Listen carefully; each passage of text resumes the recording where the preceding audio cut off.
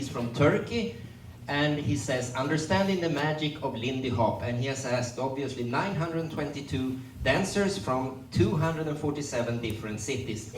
So that's where the survey emanates from. So let's take a look at the next picture. And this kind of speaks for itself. Average number of days Lindy Hoppen. Beginners, you can see there, he has found out that they have done about 250 hours, the beginners, and then you can just follow how many hours they have spent dancing the Lindy Hop before they reach different levels. And then you can also see the number of people that were in the survey, how they answered. And since we have a lot of experienced teachers here, I'm happy to pass on the microphone to, let's say Sylvia Sykes. She's sitting over there.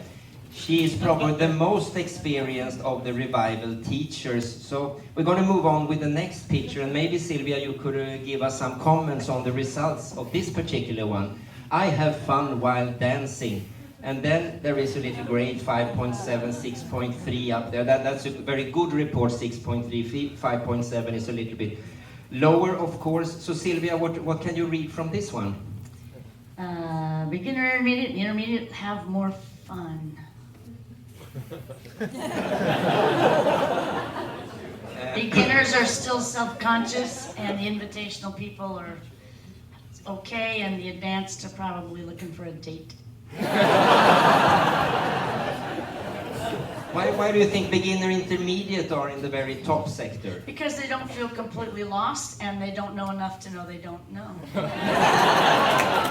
Oh, that makes sense somehow. Let's take a look at the next picture and see what we can come up with. I have fun at the parties.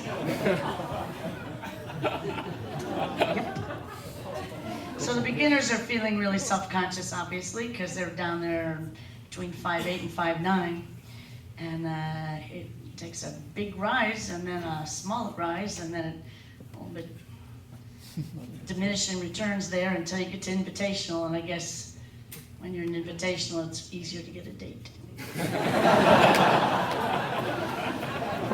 How many dancers are on an invitational level approximately? I don't really know. I mean, if someone invites you to something, I guess you're in the invitational. So It's not a, I don't think that there's a test you have to take to be an invitational dancer. I guess it's the best of your area or yeah, something. I imagine. I don't really know. I'm not quite sure what invitational means, other than you were probably invited. We have a third chart to take a look at also. Let's see what it says. Ooh, color. I feel like I belong to the Lindy Hop community. Well, I'd say the no people probably don't do Lindy Hop. And the I'm not sure people might be some kind of swing dancer, but they don't do Lindy Hop, and of course everybody else is doing Lindy Hop. Because everybody does Lindy Hop is obviously part of the community. Do we have two more pictures? I'm not sure. They came in an order I didn't expect here. But what do you say about this one? Parties, music, danceable.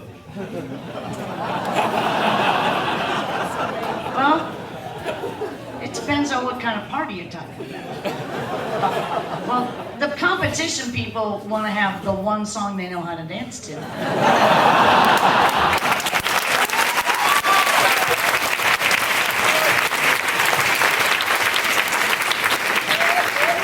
So until that song's played, they're just kind of sitting on the background, kind of going, well, we can't do it yet. And then when their song is played, they rush out and like they ace that sucker. But until then, they're just kind of holding up the wall, looking at those intermediate people having fun. Okay, we have one more statistic, and let's take a look at the very last one. It comes here. I want to improve my dancing.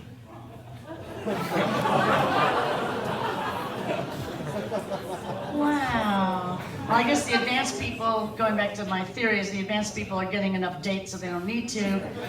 And the competitive people, the invitational people, want to stay competitive and be invited. So I really just don't know what to say about that. I think you did very well. Thank you very much.